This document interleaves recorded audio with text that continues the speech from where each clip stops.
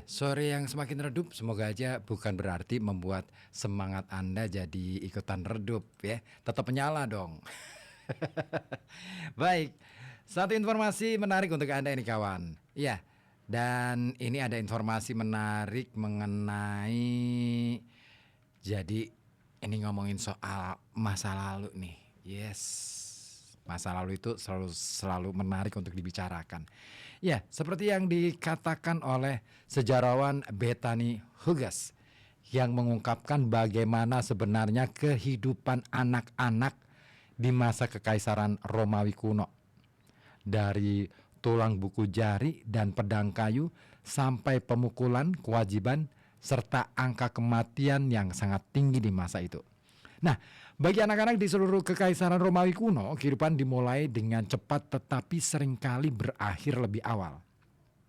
Hampir segera setelah mampu menjelajahi dunia dengan kedua kakinya, anak-anak ini diharapkan patuh dan bekerja.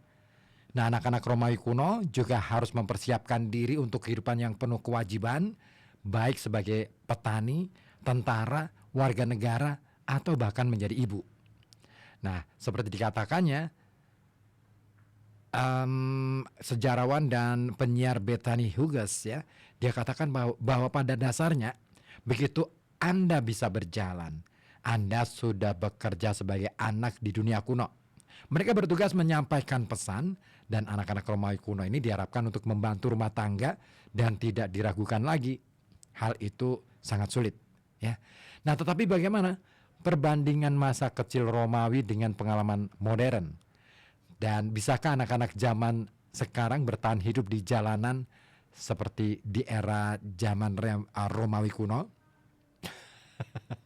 Ya, masyarakat Romawi kuno sangat hierarkis dan struktur itu dimulai dari rumah. Meskipun ibu berperan sentral dalam pengasuhan anak di usia dini ya, otoritas tertinggi ternyata berada di tangan ayah.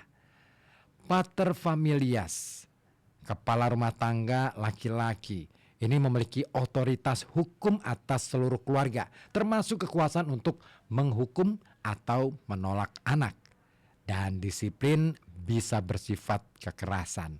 Itu juga yang dikatakan Hugas, mereka dihukum dengan tongkat dan cambuk. Dan itulah pengalaman yang berbeda dengan anak-anak di era abad ke-21. Nah, Hugas juga menjelaskan bahwa banyak ya yang kita ketahui tentang masa kanak-kanak dan pengasuhan anak berasal dari penulis Romawi kuno. Para penulis kuno tidak ragu-ragu memberikan nasihat tentang pengasuhan anak, seringkali dengan nada tegas dan moralistik ya. Nah, bangsa Romawi itu sangat pandai berkhotbah tentang bagaimana seharusnya dan tidak seharusnya melakukan sesuatu. Ada pendekatan jangan terlalu memanjakan anak di era Romawi kuno yang kemudian diterjemahkan ke Inggris di era Victoria. Nah, disiplin keras ini dibenarkan sebagai bagian dari kebaikan yang lebih besar. Nah, disiplin keras itu mencerminkan cita-cita Romawi kuno yang lebih luas. Pengendalian diri, ketangguhan, dan kepatuhan dipandang sebagai kebajikan inti. Dan masa kanak-kanak adalah tempat pelajaran-pelajaran itu dimulai. Wow, ngeri juga ya kalau kita hidup di masa itu. Nggak kebayang deh. Nah, meskipun mengalami kesulitan, anak-anak Romawi kuno ini tidak dikecualikan ya dari kehidupan sosial atau budaya. Momen-momen tersebut dapat membentuk rasa identitas dan komunitas mereka. Jadi anak-anak di zaman Romawi kuno itu diizinkan untuk menghadiri festival.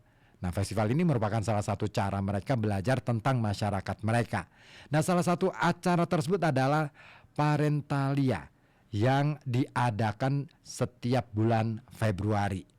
Nah, saat perayaan itu keluarga mengunjungi makam leluhur mereka untuk menghormati orang mati, juga untuk membangun rasa hormat terhadap garis keturunan mereka. Ada juga festival-festival yang didedikasikan untuk para leluhur. Nah, Anda ini perlu pergi untuk menunjukkan bahwa Anda mengerti bahwa ada seluruh silsilah keluarga di belakang Anda. Itu tujuan dari festival-festival dedikasi untuk para leluhur itu.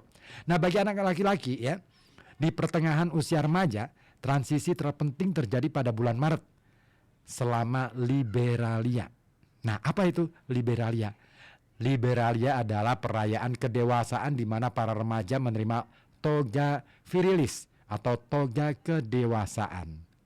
Nah, pakaian itu menandai peran baru mereka sebagai warga negara Romawi sejati. Nah, Hugo juga menggambarkan ini sebagai ritus peralihan yang membuktikan bahwa mereka ini telah menjadi pria sejati. Nah, anak-anak juga ikut serta dalam festival Saturnalia di bulan Desember. Nah, festival ini meliputi pesta, pemberian hadiah, serta momen pembalikan peran. Nah, di luar festival, masa kanak-kanak Romawi memiliki momen-momen kegembiraan sehari-hari yang lebih biasa. Temuan arkeologis menunjukkan bahwa anak-anak terutama dari keluarga yang lebih kaya ya, memiliki akses ke mainan dan permainan. Nah, permainan tersebut bisa sangat sederhana dengan tidak permainan yang terbuat dari bahan murah atau bekas. Nah, Hugo menceritakan bagaimana permainan sederhana ini seperti lempar tulang jari. Dengan permainan itu ya, sejumlah benda kecil dilempar dan dinilai berdasarkan posisi jatuhnya. Nah, permainan itu dimainkan dengan tulang pergelangan kaki domba atau kambing dan juga babi. Nah, permainan ini sangat populer. Sepertinya semua orang bermain lempar tulang jari di dunia kuno. Mungkin gambaran ini mirip-mirip dengan ini ya, patok lele ya, atau bentik kalau kita. Nah, anak-anak dari keluarga elit ini memiliki pilihan yang lebih rumit.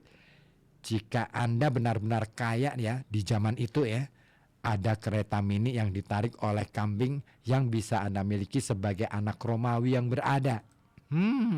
Gitu. Nah, militerisme juga terjalin dalam budaya Romawi kuno dan itu meluas hingga ke mainan. Anak laki-laki diberi belati dan pedang kayu untuk berlatih bermain berkelahi. Nah, boneka juga ada yang lebih rumit dari yang kita bayangkan. Boneka terkadang terbuat dari terakota atau gading dan dirancang dengan anggota tubuh yang dapat digerakkan. Nah, kita sering berpikir ya, kalau kita itu melakukan sesuatu lebih baik daripada orang-orang di masa lalu. Tapi sebenarnya jika kita melihat boneka yang mereka gunakan, boneka itu benar-benar canggih. Lengan boneka Romawi kuno indah dan dapat digerakkan. Nah, begitu pula dengan leher dan kaki boneka. Secanggih itu ya. Namun, tidak semua anak yang lahir akan hidup untuk bermain tulang jari atau menaiki kereta yang ditarik kambing. Tingkat kematian anak di Romawi kuno juga sangat tinggi. Sejarawan juga memperkirakan bahwa antara 30-50% anak meninggal sebelum mencapai usia 10 tahun. Ada permasalahan-permasalahan, diantaranya adalah penyakit, gizi buruk, dan perawatan medis yang terbatas. Ini merupakan ancaman bagi anak-anak Romawi kuno. Nah, keluarga Romawi kuno juga sering memiliki banyak anak karena tahu beberapa mungkin tidak akan bertahan hidup. Nah, meskipun dididik dengan keras, kematian anak-anak ini tetap diratapi. Makam, relief, dan prasasti ini juga menunjukkan bahwa orang Romawi kuno, ya, para orang tua ini sangat berduka dan mengenang anak-anak itu yang telah tiada. Tetapi ada juga rasa penerimaan pragmatis. Alasan lain mengapa anak-anak diharapkan untuk dewasa lebih awal. Nah, bisakah seorang anak modern bertahan hidup di sebagaimana terjadi di era Romawi kuno? Mereka harus menanggung tugas-tugas berat dan disiplin fisik. Tetapi di luar aspek fisiknya, perubahan sikap yang dibutuhkan akan sama dramatisnya. Masa kanak-kanak Romawi berakar pada kewajiban, hierarki, dan ketahanan. Dan pada dasarnya itu adalah periode pelatihan yang singkat dan keras untuk kedewasaan dengan sedikit ruang untuk kesalahan. Namun mungkin secara mengejutkan beberapa aspek masih terasa familiar. Mainan, ritual keluarga, upacara kedewasaan, dan festival. Semua itu adalah momen-momen menyenangkan masa kanak-kanak yang dapat dikenali dalam konteks yang brutal. Ya, itulah salah satu sisi lain dari peradaban Romawi kuno tentang kehidupan anak-anak di masa itu.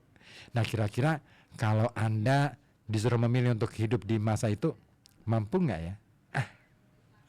Nggak tahu deh. Oke deh. Silakan yang mau gabung kasih komentar boleh ya di 0855420912 ataupun melalui telepon di 0285424474.